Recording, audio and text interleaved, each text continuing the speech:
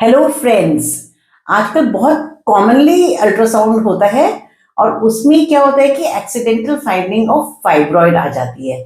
जैसे ही फाइब्रॉइड आती है आपके यूट्रस के अंदर तो वी ऑल पैनिक कि भाई अब क्या होगा, ये फाइब्रॉइड कैसे खत्म होगा, हमें इसको ऑपरेट कराना चाहिए, नहीं कराना चाहिए, आगे कैंसर में तो नहीं कन्वर्ट हो जाएगा।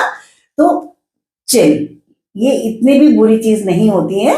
आज हम समझते हैं कि अगर हमारे पास अल्ट्रासाउंड वगैरह में फाइंडिंग आ गई है या हमको पता चला है किसी भी वजह से कि हमारे को फाइब्रॉइड यूट्रस है, तो हमको क्या करना है। अब अगर हमारे यूट्रस में फाइब्रॉइड्स हैं, चाहे वो एक्सीडेंटल डिस्कवरी है अल्ट्रासाउंड पर या फिर आपको कोई सिम्टम्स है जिसकी वजह से आपने अल्ट्रासाउंड कराया है उसमें आया है, तो लेट अस सी कि हम कैसे डिसाइड करेंगे कि इसको आपको ट्रीट करवाना है या नहीं करवाना है। तो इनकी जो हमें सर्जरी से ट्रीटमेंट करना होता है उसके लिए हमारे पास दो फैक्टर्स होते हैं। नंबर वन जो होता है ये होता है साइज और दूसरा होता है सिम्टम्स। तो अगर इनका साइज बहुत बड़ा है, मीन्स कोई एक हार्ड एंड फास्ट रूल नहीं होता है, अप्रोक्सीमेटली 5-6-7 सेंटीमीटर्स या उससे बड़े होने स्टार्ट हो जाते हैं, तो ये ना आपको प्रेशर सिम्टम्स वगैरह देना स्टार्ट कर देते हैं पीछे किडनी वगैरह पे।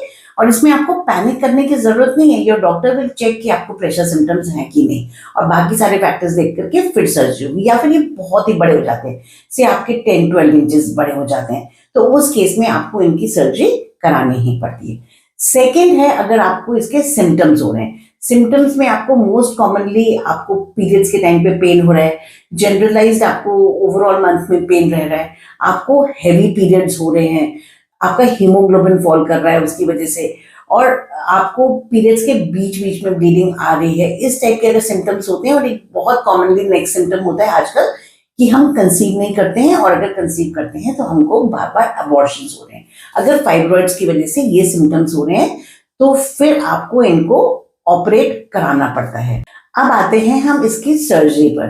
तो देखिए, सर्जरीज तो इसकी बहुत सारी होती है, रेयर वाली सर्जरीज पर मैं नहीं जाऊंगी, बट जो मोस्ट कॉमनली होती है वो नंबर 1 होती है मायोमेक्टमी। मायोमेक्टमी का मतलब होता है कि आपके फाइब्रॉइड्स को रिमूव कर देते हैं, और सेकेंड होता है कि हम इन टोटली यूट्रस को रिमूव कर देते हैं।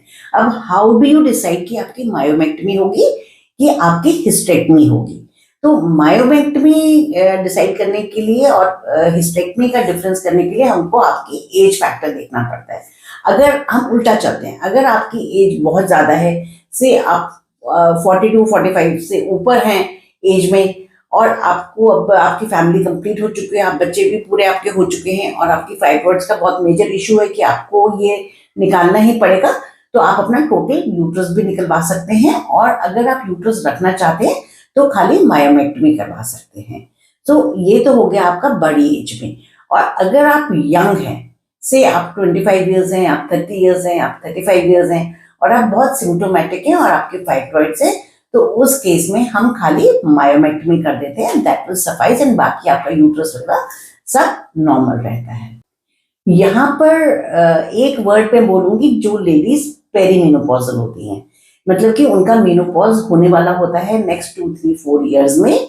तो इसमें क्या होता है कि अगर आप बहुत सिम्टोमेटिक नहीं है, आपके फाइब्रॉइड्स का साइज बहुत बड़ा नहीं है, मतलब 5-6-7 सेंटीमीटर्स टाइप है, यू कैन इवन वेट, क्योंकि वंस आपको मेनोपॉज हो जाता है तो मेनोपॉज के बाद जिन हार्मोन्स से ये फाइब्रॉइड बढ़ते हैं वो हार्मोन्स हमारे बहुत कम हो जाते हैं, और फिर आगे धीरे धीरे धीरे धीरे ये फाइब्रॉइड श्रिंक हो जाते हैं। तो आपको इसमें सर्जरी कराने की जरूरत नहीं पड़ती। अगर आपके फाइब्रॉइड्स आते हैं यूट्रस में, तो मेरा लास्ट टेक होम मैसेज यही रहेगा, please do not panic, remain calm, go to your doctor and understand everything properly.